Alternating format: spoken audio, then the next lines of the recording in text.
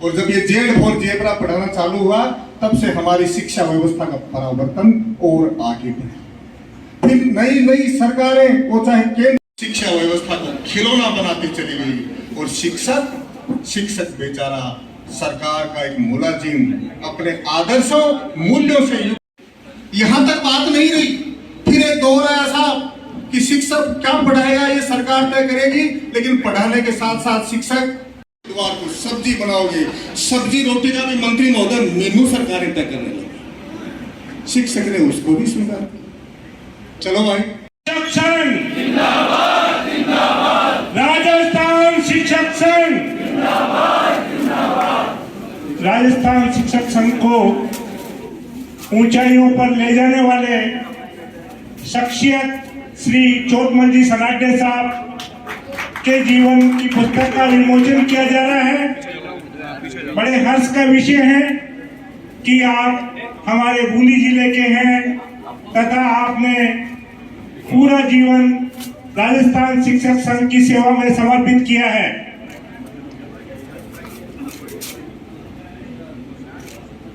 तथा आपके नेतृत्व में बूंदी शहर के विधायक आदरणीय अशोक डोगरा जी 33 जिलों और कोने कोने से आज इस अधिवेशन में पधारे हमारे शिक्षक साथियों का मैं इस छोटी काशी की धरती पर आप सब लोगों का स्वागत करता हूं, अभिनंदन करता हूं। स्वागत इसलिए कर रहा हूं कि मुझे उसलिए नहीं बुलाया गया कि मैं कोई सरकार में बहुत बड़ा मंत्री हूं, लेकिन इस जिले से एकमात्र मंत्री, सबसे छोटा हूं मैं उम्र में, अभी मेरी एजुकेशन चल रही है, राज की और सरकार की ट्रेनिंग पीरियड में चल रहा हूं। मुझे याद है भाई योगेश जी अभी फरमा रहे थे कि ओपीएस के मामले में जब मैं विपक्ष में था तभी आकर मुझसे मिले, और मैं आपको विश्वास दिलाना चाहता हूं कि उसलिए मैं ओपीएस के पक्ष में नहीं आया कि उस वक्त मैं विपक्ष में था और शायद राज के खिलाफ मुझे कोई चिट्ठी पत्री लिखनी होगी, ऐसा कतई नहीं। आज भी कई लोग आते हैं कि साहब 25 विधायकों ने लिख दिया, आपको लिखने में क्या समस्या। मैं उनसे कहता हूं जब तक मैं मुद्दे से कन्विंस नहीं होऊंगा तो मेरी कलम नहीं चलेगी, और जब मुद्दा मैं आपकी जो मांग है उससे मैं सहमत होऊंगा तो आप पहली चिट्ठी मुझसे लिखाओ, 25 का इंतजार मत करो। निश्चित रूप से शिक्षक समाज के निर्माता होते हैं। भविष्य में हमारा समाज, हमारा देश, हमारे आने वाली पीढ़ियां किस दिशा में जाएंगी ये तय शिक्षक ही करते हैं। एक वो शिक्षक जो स्कूल में शिक्षा देते हैं और एक वो शिक्षक जो घर में शिक्षा देते हैं। माता पिता दादा दादी, मैं समझता हूं कि एक शिक्षक का रोल एक बच्चे के जीवन में उसके बड़े बुजुर्गों से कहीं कम नहीं होता, क्योंकि शिक्षा देने का काम या तो एक बालक को बालिका को उनके घर में बड़े बुजुर्ग देते हैं या फिर हमारे गुरुजन देते हैं। तो मैं समझता हूं कि यदि उन शिक्षकों से सरकार ये आशा करती कि आजीवन ईमानदारी से शिक्षा प्रदान करें, बच्चों का भविष्य निर्माण करें, देश के भविष्य को निर्माण करें, तो जब उनका खुद का रिटायरमेंट आ जाए, जब उनका खुद का बुढ़ापा आ जाए, तब उसकी चिंता करना भी सरकार का काम है। ये कोई थर्ड बॉडी या थर्ड पार्टी इस काम को नहीं करेगी। जिस सरकार के लिए, जिस समाज के लिए, जिस वर्ग के लिए शिक्षक, और केवल शिक्षक नहीं बाकी सभी कर्मचारी हमारे राजस्थान के या देश के जो भी हैं, जब हम उनसे ईमानदारी और मेहनतकश जीवन की और मेहनतकश इस सफर की आशा करते हैं, तो साथ ही साथ हमें ये व्यवस्था बनानी चाहिए कि जब उनका रिटायरमेंट आए तो उन्हें किसी और की ओर देखना नहीं पड़े। और भाई योगेश जी ने ओपीएस का श्रेय मुझे भी दे दिया, लेकिन मैं कतई श्रेय को नहीं लूंगा।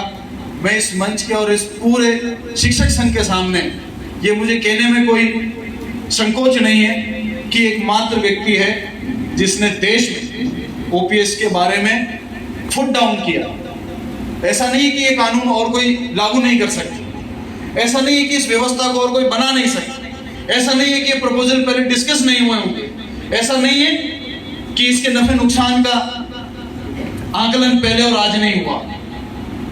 लेकिन एक व्यक्ति है, राजस्थान प्रदेश के मुख्यमंत्री श्री अशोक गहलोत, जिन्होंने फुट डाउन किया कि अगर पूर्व में रिटायर्ड अधिकारियों को आज पेंशन मिल सकती है तो आज लगे हुए हैं, जब भविष्य में रिटायर होंगे तो इनको भी पेंशन मिल जाएगी। आज की हमारी इकोनॉमी की साइज और रेवेन्यू की साइज क्या है, वो आज से 15 साल बाद में वो इकोनॉमी और रेवेन्यू की साइज बढ़ जाएगी। तो इसमें कोई, मुझे लगता नहीं है, ये एक सतत प्रक्रिया है। बहुत लोगों की पेंशन 15 साल में नहीं रहेगी, तो ये सतत प्रक्रिया है और ये ऐसे चलती रहेगी। तो मैं कतई इसका 1% भी धन्यवाद नहीं अपने लूंगा, क्योंकि मैंने केवल एक चिट्ठी लिखी, वो इस वजह से लिखी कि मैं इस विचार का समर्थन करता था कि ओपीएस लागू होनी चाहिए, भविष्य तो सुरक्षित होना चाहिए। सारी जिंदगी इंसान काम करता है, किसके लिए करता है? अपने आने वाली पीढ़ियों को सुरक्षित करने के लिए, अपने समाज को एक अच्छा समाज बनाने के लिए, ताकि उस समाज में हमारे भी आने वाली पीढ़ियां जिएगी। अगर समाज अच्छा होगा तो आने वाली पीढ़ियों को अच्छा जीवन मिलेगा। क्या होता है, क्या होता है कि विचारों का आदान प्रदान हो जाए, उसमें काफी दुनिया की समस्या खत्म हो जाती है। एक घर में झगड़ा, तो एक घर में 5 व्यक्ति रहते हैं, उनके भी आपस में मनमुटाव रहते हैं। ये तो विचारधाराएं, संगठन, राजनीति, कार्यनीति, ये तो बहुत बड़े बड़े सब्जेक्ट। लेकिन एक घर में 5 व्यक्ति रहते हैं, वो 5 व्यक्ति भी 12 महीने में एक दूसरे से संतुष्ट नहीं रहते। एक दिन तो वो भावनात्मक होकर गले मिलते हैं, एक दिन वो साथ में त्योहार मनाते हैं, और एक दिन वो साइड में जाके एक दूसरे को कोसते हैं। तो ये एक दूसरे के प्रति भावों को प्रकट करना है। मुझे लगता है कि इसमें तो कोई समस्या होनी नहीं चाहिए, और उल्टा कोई कड़वा भाव प्रकट कर दे तो इससे बढ़िया कोई बात नहीं है। कम से कम उन्होंने अपने मन में तो नहीं रखी कड़वी बात। अभी अध्यक्ष जी और हमारे साथी मंच संचालक कह रहे थे कि वरना तो सरकार देख लेना, तो देखो मेरी बात सरकारें पूर्व में भी रही हैं, आज भी हैं और भविष्य में भी रहेंगी। जो अच्छा काम करेंगे उनको अधिकार होगा कंटिन्यू करने का। जिनसे कोई काम में कमी रही तो उनको इज्जत से चला जाना चाहिए और मंथन करना चाहिए कि हमारे काम में क्या कमी रही, आगे उस मंथन करके उसको सुधार करें, तो लोग फिर से मौका दे देंगे। तो ये तो क्या दुनिया का लोकतंत्र आने के बाद में कोई राजनीति में रजिस्ट्री तो होती नहीं कि ये मेरा प्लॉट है, मेरे मरने के बाद मेरे बेटे बेटी को मिलेगा, उनके जाने के बाद उनके बेटे बेटी को मिलेगा। ये तो एक व्यवस्था में अपना योगदान देने की एक पोस्ट है, और वो पोस्ट जितने दिन अपना सौभाग्य है कि योगदान देना है, काम करना है, उतने दिन करो, और जिस दिन आपको योगदान की जरूरत नहीं है उस दिन खुशी खुशी अपने घर जाओ। नहीं, इसका इतना मोह नहीं रहना चाहिए कि अगर मैं मंत्री नहीं रहा तो क्या हो जाएगा, अगर मैं एमएलए नहीं रहा तो क्या हो जाएगा। 8.5 करोड़ की जनसंख्या है, एमएलए तो 200 ही है, बाकी लोग जी नहीं रहे क्या? बाकी लोगों को ऑक्सीजन नहीं मिल रहा है, सब रोटी खा रहे हैं, वही कपड़े हम पहन रहे हैं, वही कपड़े वो पहन रहे हैं। तो मैं समझता हूं कि विचारधाराओं के जब से विचारधाराओं में विचार विमर्श होना बंद हुआ, तब से ही अमृत निकलना बंद। और निश्चित रूप से मुझे भी इस बात का गर्व है, मैं आपको बता दूं कि भारत में सनातन संस्कृति, और सनातन संस्कृति दुनिया की सबसे पुरानी संस्कृति है, दुनिया की सबसे पुरानी संस्कृति जो आज भी जीवंत है। बाकी पुरानी संस्कृतियां या तो दब गई या चली गई या उनका दौर चला गया, लेकिन सनातन शब्द का जो अर्थ है उस अर्थ में ही वो कभी खत्म नहीं हो सकता। इस शब्द का सनातन का मतलब है सब बराबर, व्यक्ति, पेड़, पहाड़, झरना, जीव जंतु, चिड़िया, कीड़ा मकोड़ा, इस पृथ्वी के अंदर जो भी है सब बराबर है, सबको जीने का अधिकार। तो कोई भी व्यक्ति जो दूसरे के अधिकार को नहीं छीन रहा है वही सनातनी, जो अपने अधिकार तक रह रहा है और दूसरे के अधिकार के अंदर पैर नहीं डाल रहा है, किसी पशु पक्षी को परेशान नहीं कर रहा है, किसी नदी का रास्ता नहीं मोड़ रहा है, तो वही सनातनी है। मैं समझता हूँ सनातन का यही है। साथियों, बहुत सारे इश्यूज के ऊपर आज मंच से कई बातें कही गई। मैंने आपको बताया मैं स्टूडेंट हूं और अभी मैं सीख रहा हूं, लेकिन यदि आपकी समिति अगर इन चीजों के ऊपर मुझसे चर्चा करेगी, और मैंने साथ ये भी बताया कि मैं सबसे छोटा मंत्री हूं उस कैबिनेट का, लेकिन ये तय है कि आपकी जिन इश्यूज के ऊपर अपनी चर्चा हो जाएगी उनकी मैं सिफारिश सही जगह पर जहां आप चाहते हैं वहां जरूर कर दूंगा। फैसला लेना जिनके हाथ में है, फैसला वो लेंगे और फैसले के परिणाम जो होने होंगे वो आएंगे। लेकिन मेरा धर्म ये है कि आप लोगों ने आज मुझे यहाँ बुलाया और इतना मान सम्मान दिया, तो जो बात आपकी हो वो मैं सही जगह पर रखूं। तो ये मैं वादा आपसे करता हूं कि आपके संगठन की जो मांगे आके आप विचार विमर्श करके हमको जो प्रपोजल बनाकर भेजने होंगे, और जो मांगों को निश्चित रूप से, कई बार बड़ा काम करते करते छोटा काम करना आदमी भूल जाता है, और छोटे काम से उससे भी बड़ा नुकसान हो जाता है। कई बार एक छोटा सा घाव बाद में कैंसर बन जाता है, बाद में ट्यूमर बन जाता है। तो ऐसा नहीं है, हर चीज का समाधान जो जब समझ में आए तब कर देना चाहिए। आपकी मांगों के ऊपर मैं ये विश्वास दिलाता हूँ कि जो शिक्षक संघ की मांगे हैं उनको माननीय मुख्यमंत्री जी और शिक्षा मंत्री जी तक फर्स्ट हैंड एक बार पहुंचाऊंगा जरूर। आगे फैसला उनके हाथ में है। साथियों, मैं तो एक बात पर विश्वास करता हूं कि ये लोकतांत्रिक व्यवस्था, ऐसी व्यवस्था मिल नहीं सकती वापस। तो हमारी सबकी जिम्मेदारी है कि ये व्यवस्था बनी रहे। ये व्यवस्था बनी रहेगी। देखो, हमारे चेहरे बदलते रहते हैं, कभी भी एक परमानेंट मंत्री आपको मंच पर नहीं मिलेगा। कभी कोई राज्य में कोई मंत्री होता है, कभी कोई राज्य में कोई विधायक होता है। हम तो जैसे वो साल में एक बार पतझड़ आता है, सावन आता है, तो पतझड़ के समय कुछ पत्ते गिर जाते हैं, नए पत्ते आ जाते हैं, ये चलता रहेगा। लेकिन ये सामने के चेहरे यही रहने वाले हैं। तो मेरा आप लोगों से निवेदन है कि देश की स्थितियां, परिस्थितियां और किस दौर पर किस तरफ जा रहा है। आज मैं देख रहा हूं, एक समय था जब घर के बाहर कोई बुजुर्ग बैठ जाता था तो बच्चों की घर से बाहर जाने की हिम्मत नहीं होती कि बाबा ने पूछ लिया कहां जा रहा है तो बोलेंगे क्या। लेकिन आज बड़े बुजुर्गों का मान सम्मान ही कहीं बचा नहीं। पूरे दिन मोबाइल में, ऑनलाइन में घुसे हुए हैं। बेरोजगार होकर भी उनको एक रोजगार मिला हुआ है, पूरे दिन फोन में घुसे रहते हैं। हमारे आने वाली नहीं, गलत कह रहा हूं। इन चीजों को अगर हमने आज नहीं पहचाना और उनको ठीक नहीं किया तो भविष्य में ये बहुत चैलेंजिंग हो सकता है। कोरोना काल से हम लोग निकले हैं, इससे भयावह काल शायद मैं भी 36-37 साल का हो गया, मैंने देखा नहीं, और जो यहाँ पर 50-55 साल के भी साथी हैं उन्होंने भी देखा नहीं। क्या वजह रही कि एक बीमारी आई और हम सब घबरा गए, फिर हमको वैक्सीन लेनी पड़ी, उसके बाद भी उसके इफेक्ट खत्म नहीं हो। इस पर भी हमको मंथन करना पड़े। 2 डोज ले लो, फिर 4 महीने बाद बूस्टर डोज ले लो, फिर 1 साल बाद पता नहीं कौन सी सुपर बूस्टर डोज आ जाएगी। तो ये डोज कब तक लेते रहेंगे? उससे तो अच्छा है कि रोज आधा घंटा व्यायाम करो और रोज की डोज ले लो। सोचने समझने का फर्क है। यदि हम रोज सुबह उठकर, रोज खाना खाते हैं दिन में 2 समय, रोज सोते हैं 6 से 8 घंटे, तो रोज 20-30 मिनट व्यायाम करके अगर रोज की बूस्टर डोज मिल जाए तो ये बीमारियों का लफड़ा ही खत्म हो जाएगा। हम उसको किस तरह से देखते हैं वो इम्पोर्टेंट है। और मैं आपको ये क्यों बता रहा हूं, क्योंकि मुझे पता है कि आप लोगों के हाथ में भारत का भविष्य। एक पीढ़ी तो हमारी अनफिट निकल गई, आप मानो चाहे मत मानो, लेकिन अगली पीढ़ी अनफिट नहीं होनी चाहिए।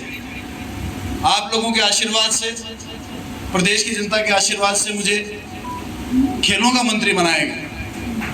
जब खेलों का मंत्री बनाया गया तो मैंने ये ठान लिया कि मुझे बच्चों को मैदान पर उतारना है। अब मैदान पर उतारने की टॉफी खाने तो आएंगे नहीं, घर घर में टॉफी है, मैदान पर कैसे आएगा बच्चा? क्योंकि जब मैं छोटा था मुझे याद है, जब तक मैं पिलाने नहीं गया तो हमको संडे को ही मैदान पे जाने को मिलता था। बाकी सुबह शाम तक स्कूल, स्कूल के बाद घर, संडे को जरूर मैदान पे जाने को मिलता था। और पहले कहावत थी, पढ़ोगे लिखोगे बनोगे नवाब, खेलोगे कूदोगे बनोगे खराब। तब ऐसी खराब कहावत के बाद में खेलेगा कौन? मंथन हुआ तो मैंने कहा कि क्यों ना इसको सरकारी नौकरियों से जोड़ दिया जाए, भविष्य सुरक्षित हो जाएगा बच्चों का।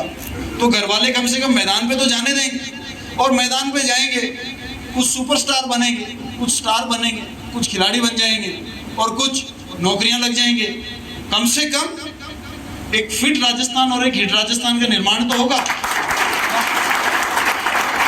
और मुझे खुशी है ये बताते हुए कि माननीय मुख्यमंत्री जी ने उसमें हमारे जितने भी सुझाव थे उन सभी सुझावों पर मोहर लगाई, और आज 600 से ऊपर राजस्थान के खिलाड़ी, 600 से ऊपर गवर्नमेंट के अंदर आ चुके हैं, गवर्नमेंट के कर्मचारी और अधिकारी बन चुके हैं। कोई खिलाड़ी नौकरी करने के लिए खेल, यहाँ पर बहुत सारे खिलाड़ी होंगे, मैं देख रहा हूँ, मैं समझता हूँ बहुत सारे शिक्षक लोग अपने बचपन में खूब गेम्स खेले होंगे। उस वक्त कोई भी ये सोचकर खेल नहीं खेलता कि मुझे भविष्य में डीवाईएसपी बनना है तो मुझे स्पोर्ट्स खेलना है, ऐसा नहीं। लेकिन मैदान पे उतरते हैं, मेडल जीतते हैं और बाद में उनका भविष्य खत्म हो जाता है। आज स्थिति यह है कि इतने बच्चे मैदान पर उतरने लगे हैं पिछले 12 महीने में। आजादी के 75 साल के बाद में पहली बार गर्ल्स कबड्डी टीम का राजस्थान का नेशनल मेडल आया। आजादी के 75 साल होने के बाद में पहली बार गर्ल्स वॉलीबॉल टीम का नेशनल मेडल आया।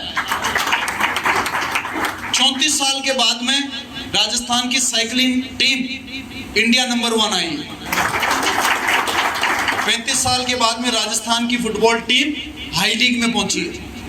हैंडबॉल का नेशनल मेडल आया, और वो दिन दूर नहीं है, आप देखना, वो दिन दूर नहीं है कि जब हरियाणा, पंजाब और इनके खिलाड़ी जो है ये तरसेंगे कि राजस्थान की टीम से हमको कैसे जीत। एक बात कहकर अपनी बात खत्म करूंगा। हम लोगों ने ग्रामीण ओलंपिक्स डिक्लेयर किया है, और हम 29 अगस्त को, पहले हम 26 जनवरी को कराना चाहते थे, लेकिन तब कोरोना की 3rd वेव आई और गाइडलाइंस ऐसी आई कि हम उसको कंडक्ट नहीं कर सकते। गाइडलाइंस खत्म हुई तो मार्च आ गया, मार्च में बच्चों के एग्जाम्स आ गए, फिर अप्रैल मई जून कराया तो कोई बच्चा बेहोश हो जाएगा, इतनी गर्मी। तो 29 अगस्त को हम कराएंगे।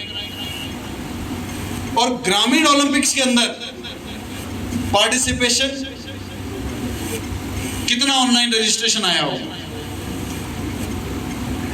लमसम अध्यक्ष जी, वैसे आप अपने मन से एक फिगर बोल दो, मतलब कोई तो होता है 1,50,000 2 लाख, कुछ अपने मन से कुछ भी, कितना हो सकता है आप बताइए? 2 लाख 10 लाख 27 लाख 27 लाख पार्टिसिपेंट हैं जो ग्रामीण ओलंपिक्स खेलेंगे। और मुझे एक बात की और खुशी है, 1 लाख वो पार्टिसिपेंट है जिनकी उम्र 50 साल से ज्यादा है। बहुत लोगों ने कहा इसको एज ग्रुप से बाहर कर दो। मैंने कहा यार, खेलने की कोई उम्र होती है क्या? तो आदमी 50 साल का हो गया, महिला हमारी बहन को 50 साल की होगी, उसको खेलने का अधिकार छीन लोगे आप? पहले मुझे याद है, मैं छोटा था तो मैं देखता था शाम को खेतों से सब लोग आ जाते थे गांव में, तो रोज शाम को गांव में खेलते थे। और जब खेलते थे तो उसमें आदमी औरत कोई नहीं होता था, धक्का पूरा लगता था और सारे बराबर टक्कर से खेलते थे। तो गांव के अंदर खेलों का वातावरण कैसे हो, उसके लिए हमने ये आयोजन किया। मैं ये बातें आपको इसलिए बता रहा हूं क्योंकि यदि कोई व्यक्ति सोच ले और कोई ठान ले, ये भी कहावत है कि एक चना पहाड़ तो नहीं फोड़ सकते, लेकिन कम से कम हम अपना अपना काम पूरी ईमानदारी से कर सकते। और जब बहुत लोग पूरी ईमानदारी से अपना काम करेंगे तो ऐसा नहीं है क्योंकि बेईमानी का चलन बहुत हो गया है। मानते हो कि नहीं मानते उस बात? अगर बेईमानी का चलन हो सकता है तो ईमानदारी का चलन क्यों नहीं हो सकता, ये मुझे आप बताएं। और आने वाली पीढ़ियों को शिक्षा आप लोगों ने देनी है, किस दिशा में जाएंगे वो तय आप लोगों ने करना है। मैं आह्वान करता हूं कि निश्चित रूप से सरकारों को अपना दायित्व निभाने चाहिए और मुझे पूरी उम्मीद है कि भविष्य के निर्माण में, इस देश के भविष्य के निर्माण में आप सब साथी अपना योगदान देंगे। मैं एक बार पूरी ईमानदारी से कर रहा हूं। नहीं, जब सब अपना अपना काम, कलेक्टर अपना काम करेगा, एसपी, पुलिस व्यवस्था, हमारे यहाँ पर एक बहुत जघन्य अपराध हो गया था 3 महीने पहले बसोली में। 127 दिन में अपराधियों को फांसी की सजा करवा दी हम लोगों ने। तो जब हर व्यक्ति, हमारे जिले की पुलिस बहुत बढ़िया काम करती है, आप किसी से XYZ पूछ लो, किसी जिले में आपको पुलिस की बड़ाई नहीं मिलेगी, लोग ये कहेंगे कि ये है वो है, लेकिन हमारे जिले की पुलिस इतनी बढ़िया काम कर रही है। तो अगर सब लोग अपना अपना काम करेंगे तो ही एक श्रेष्ठ समाज बन पाएगा, तभी एक श्रेष्ठ देश का निर्माण हो पाएगा। और मैं आपसे वादा करता हूँ, मेरे बहुत सारे यहाँ पर मास्टर साथी, हमारे मानसा वगैरह मेरे क्षेत्र से हैं। मुझे 4 साल हो गए मंत्री बने हुए, मैंने एक भी शिक्षक का तबादला कहीं बाहर नहीं किया। चाहे वो शिक्षक ने मेरे खिलाफ चुनाव में ठोक के काम किया हो, लेकिन मैंने तबादला नहीं किया, क्योंकि अभी तो उसने मेहनत करी है, अगली बार वो पैसा भी खर्च करेगा। तो इसलिए सबको साथ लेकर चलने का प्रयास रहता है। और मैं समझता हूं कि सभी लोग, चाहे वो सरकार में है, चाहे वो कार्यपालिका में है, चाहे वो न्यायपालिका में है, चाहे वो जर्नलिज्म में है, किसी भी व्यवस्था में हो, अगर हम लोग ईमानदारी से और बड़ा दिल रखें, थोड़ा दिल बड़ा रखना पड़ता है, छोटे दिल से बहुत सारी समस्याएं खड़ी हो जाती हैं। थोड़ा बड़ा दिल रखकर सब लोग काम करेंगे तो एक बेहतर भविष्य का, और जिस मूल्यों के ऊपर ये संगठन खड़े हुए हैं, उन मूल्यों को हम सही तरीके से तभी सर्व कर पाएंगे जब हम सब दिल थोड़ा बड़ा रखेंगे। आप सबको बहुत बहुत